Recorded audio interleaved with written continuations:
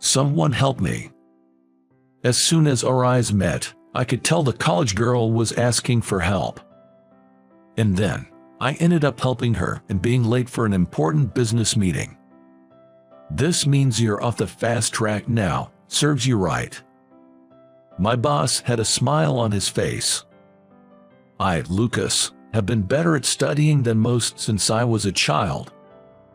I don't remember ever being stuck with my studies, and my grades were always at the top. When I entered middle school, my friends would come up to me every time there was an exam and say, "Teach me how to study." Of course, I never turned them down. My mother always told me, "Cherish your friends." In fact, that's all she ever said. My father never once told me to study. Perhaps, growing up in such a home environment allowed me to thrive and excel academically. Anyway, I graduated from middle and high school with excellent grades. Afterward, I graduated from a prestigious university and joined a company considered top tier by society. People often told me I was on the fast track, and even as a new employee, I was entrusted with significant responsibilities because I was seen as a rising star. Among my peers, many were envious of me.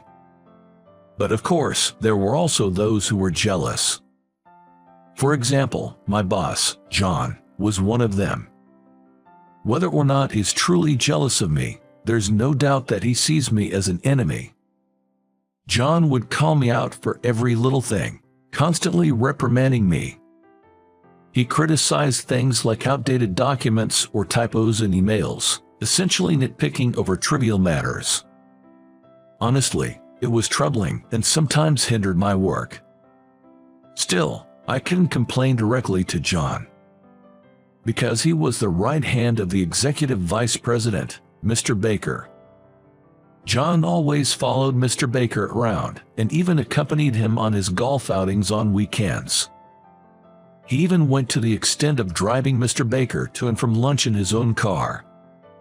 He was always showing off his connection with Mr. Baker to everyone around. And he would use that connection to act boldly towards his subordinates. Whenever I complained, John would immediately threaten me with, "I'll tell Mr. Baker on you." Needless to say, he never used words like fired or demoted directly. He would just insinuate it, effectively silencing anyone. While silencing his subordinates, John was incredibly weak towards his boss. When the department head, George, said, "Let's go out for drinks today," John would cheerfully reply, "Yes, yes, I'd be delighted to join," and follow along easily. He behaved the same way towards senior managers and division chiefs. In other words, he would flatter those above him in power and dominate those below him to ensure they couldn't oppose him. He was such a troublesome and outdated person. That's why no one in the same department dared to oppose him. In the end, all I could do was use John as a negative example and vow to become a better boss when I climbed the ladder. For now, if I did my job without any mistakes, he wouldn't have any grounds to complain. Thinking this, I was extremely careful with my daily work. All right, finished with today's work. John, please check this. This was when I submitted documents that I had carefully checked as usual. John frowned. I checked everything thoroughly, so there shouldn't be any mistakes with the characters or numbers. Why the frown, then? As I was thinking this, John let out a sigh and said, "Lucas, you haven't made any mistakes recently. What's up?" "I'm about to be promoted to senior staff, and I've had your guidance, John." "Is that so? Then, I have another good job for you. Be at the front of the company at 7 a.m. tomorrow." 7 a.m. Why is that? "It's for a golf outing." John said this to me with a sly grin.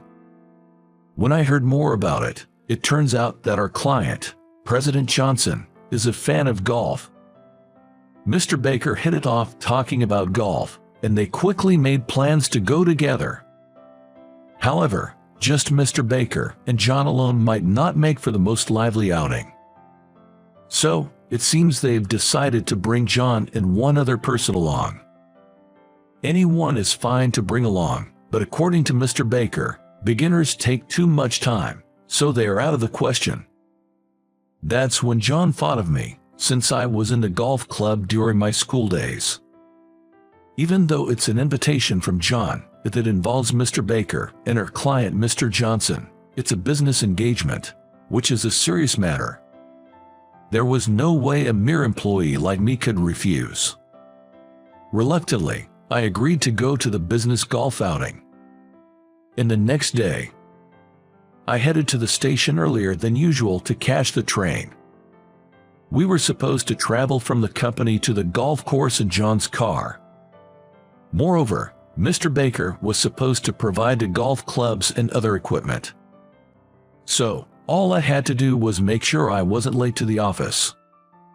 It should have been that simple, yet I encountered some bad luck. The train I boarded was packed with commuters, a typical rush hour scene. It wasn't so crowded that I couldn't move at all, but it was uncomfortable enough to make me miss the trains I usually take. As I was thinking that I should have taken a taxi to the office, I happened to look up. That's when I noticed a college girl sitting in the seat in front of me. "What's wrong? You seem bothered by something." Upon closer inspection, next to the college girl, who looked annoyed, was a middle-aged man who appeared to be asleep. He looked like a company employee, half drunk from the morning, leaning on the college girl's shoulder. Moreover, his mouth was slightly open, and with his crossed arms and widely spread legs, he seemed to be subtly touching the college girl. Is this guy pretending to be asleep? I watched closely, but the college girl, out of fear, seemed unable to stand up. Should I help her? As I was contemplating, the college girl, noticing my gaze, looked up at me. To me, her look seemed to be pleading for help. I nodded slightly to the college girl. Understanding my intention, she nodded back. At that moment, I grabbed the college girl's arm and briskly helped her to stand her. Ouch! As the college girl suddenly stood up, the middle-aged man who had been leaning on her fell onto the train seat with a thud. Simultaneously, a chuckle spread among the surrounding passengers. "Are you okay?" While addressing the middle-aged man, I maneuvered the college girl behind me to shield her. "What the hell are you doing?" The man glared at me as he stood up. Then, he fiercely punched me in the face. "What are you doing hitting me all of a sudden?" "Shut up." The middle-aged man swung at me again, attempting to hit me. At that moment, I calmly grabbed his arm and declared, "This is assault. I'm calling the police." While saying that, I pushed the middle-aged man to the floor, still holding onto his arm.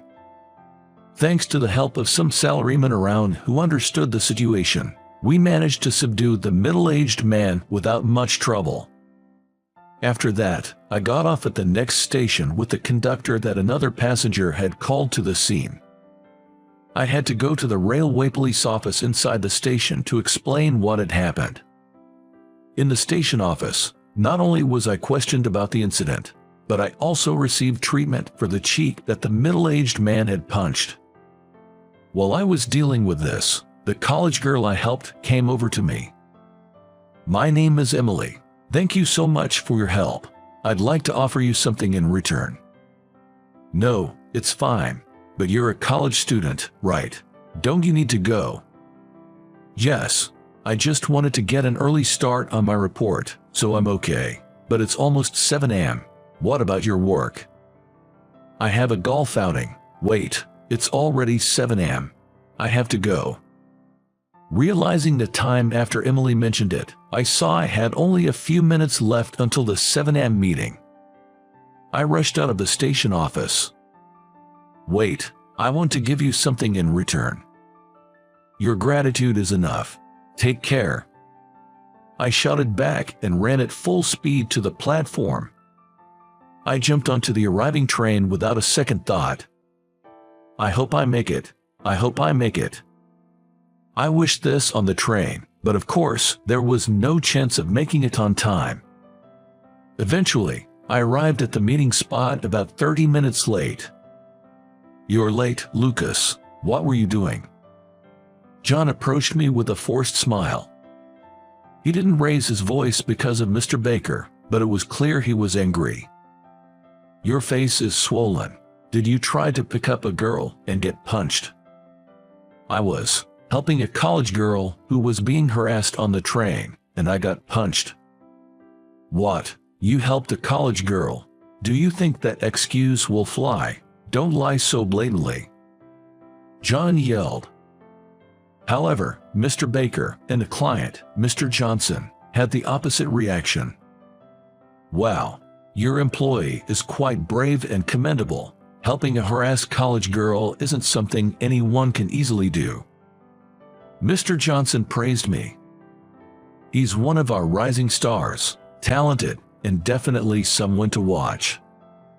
I'm envious. I'd like to have someone like him in my company." "We won't let him go, Lucas, was it? Anyway, you did a good thing. Well done." Mr. Johnson and Mr. Baker laughed. Seeing this, John could only offer a forced smile. However, once Mr. Baker and Mr. Johnson got into the car, John came over and whispered, "It's because a guy like you tried to show off in front of a girl that you got what you deserved. You're lucky that's all that happened," and sneered at me. But John seemed to be in a good mood all day, perhaps pleased by my injury. His cheering was spirited, and I believe he fully demonstrated his skills as a sycophant. Perhaps thanks to that, both Mr. Baker and Mr. Johnson seemed to be enjoying their golf game in high spirits. Meanwhile, after stumbling at the start, I was desperate to make up for it. I got so carried away that I forgot to hold back and played my best. As a result, I ended up scoring better than Mr. Baker and the others. While they praised me, John later said behind my back, "You should at least know to hold back. This is the worst impression. But don't worry. You're off the fast track now. Serves you right." Excessive deference can be disrespectful. But this was definitely a mistake. While I regretted my actions, I headed home for the day. However, that business golf outing had little impact on my life. I wasn't particularly targeted by Mr. Baker, nor did I receive any complaints from Mr. Johnson. In fact, Mr. Johnson remembered me and even requested my involvement a few times. Half a year passed without knowing whether I had been taken off the fast track or not. As the new term arrived, our company was also set to welcome new employees. Suddenly, John instructed me to give a speech as the employee representative. If I had been given prior notice, I would have been confident in handling it. But it seemed John wanted to see me fail, as he informed me on that day. Being told to give a speech so suddenly, I hadn't prepared anything. "What are you talking about? I'm giving you a chance to redeem yourself after messing up the business golf. Don't you get it? If that's the case, at least give me a heads up the day before." "What? Do you have a complaint?" "No." "Well, do your best.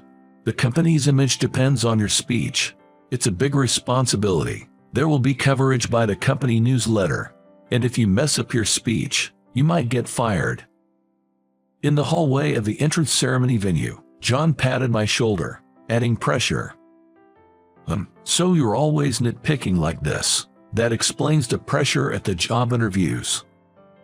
Surprised by the voice coming from behind, we turned around. There stood a young woman with her arms crossed and cheeks puffed in annoyance. "Who are you?" John approached the woman. "Just as you see, I'm a new employee," the woman retorted firmly. I recognized the woman and couldn't help but stare intently at her. Noticing my gaze, she turned towards me. At that moment, the woman pointed at me and exclaimed loudly, "Oh, it's you, the guy from that time. Hi. Long time no see. So you work here. By the way, is your face okay? Any scars left?" As she spoke, she reached out to touch my cheek. That's when I finally remembered her. The college girl from the train. Yes, remember me. I'm the college girl you helped that time. The woman was Emily, the college girl I had helped on the train. Dressed in a suit, she looked completely different. I remembered she seemed scared of the man at that time, but now she seemed unbothered by John and me, which was reassuring. As I thought this, John smirked and said, "Oh, so you were drooling over the new employees." "What, old man, got a problem?"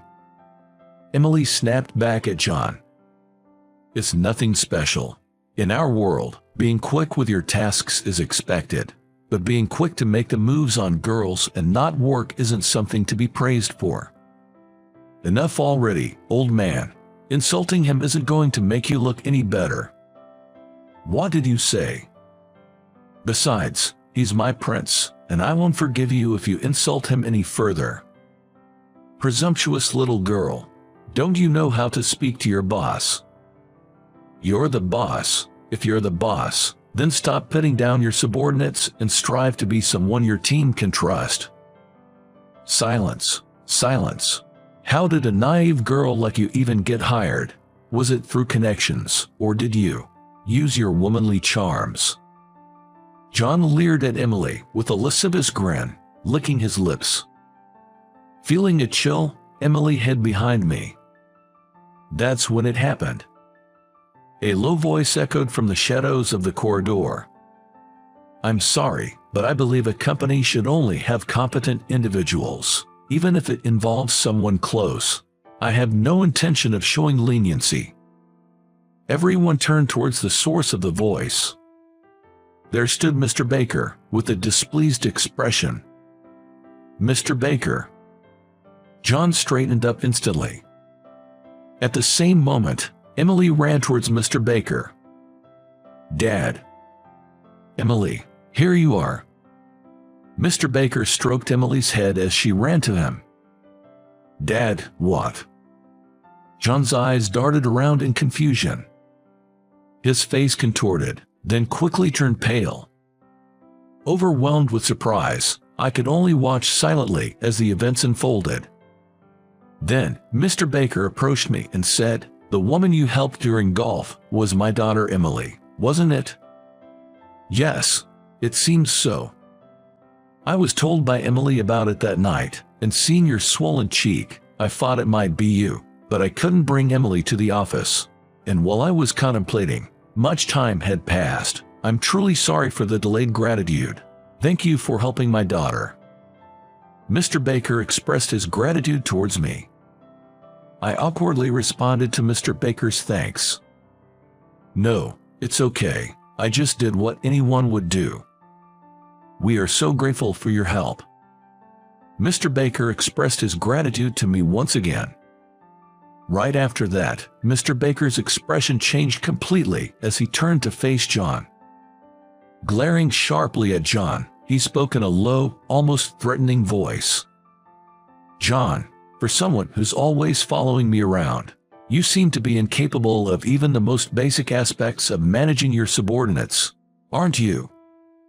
"Mr. Baker, that's, well, it seems you lack the ability to learn, so it can't be helped."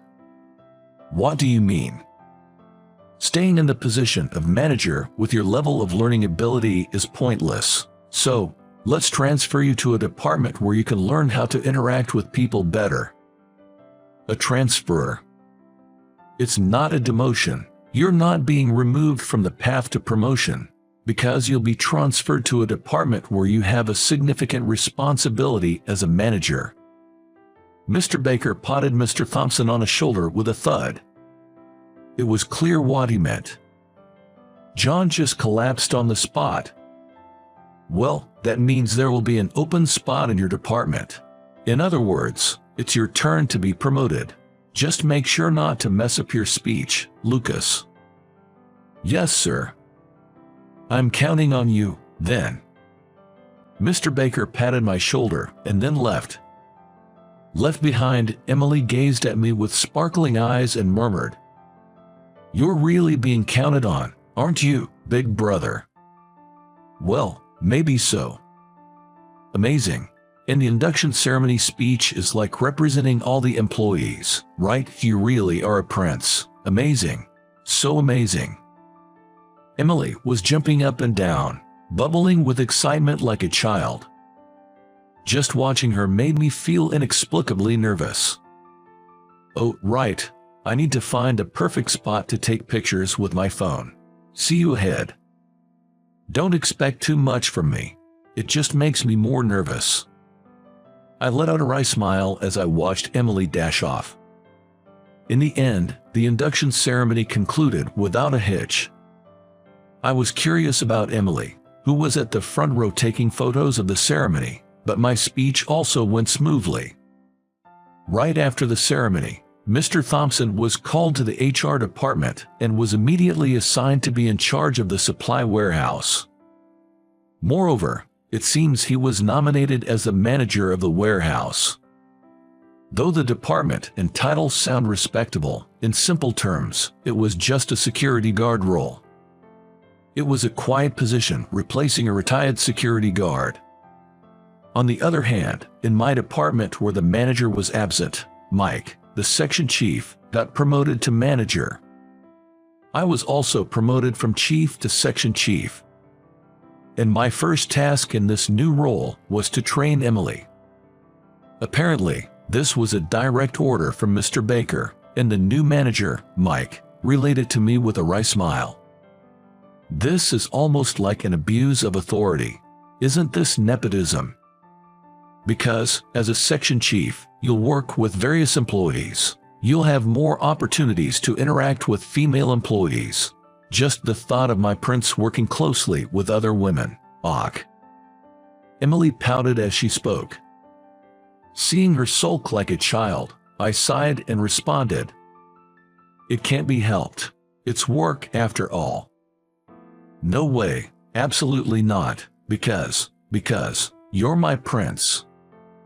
"Hey, about that, calling me prince, are you planning to make that stick? Everyone in our department has started teasing me, calling me prince." I mentioned it in a low voice, but I couldn't deny the feeling that it was too late. Emily looked puzzled, and the people around us were smirking while listening to our conversation. Several weeks later, we were now being treated as a couple in the midst of a workplace romance by everyone around us. Moreover, rumors had spread that our relationship was officially recognized by Mr. Baker. Moreover, my colleagues would even tease me, saying, "You've snagged a catch." When I told this to Emily, she whispered in my ear with a laugh, "It's too late to back out now, isn't it? So, I'm ready whenever you are."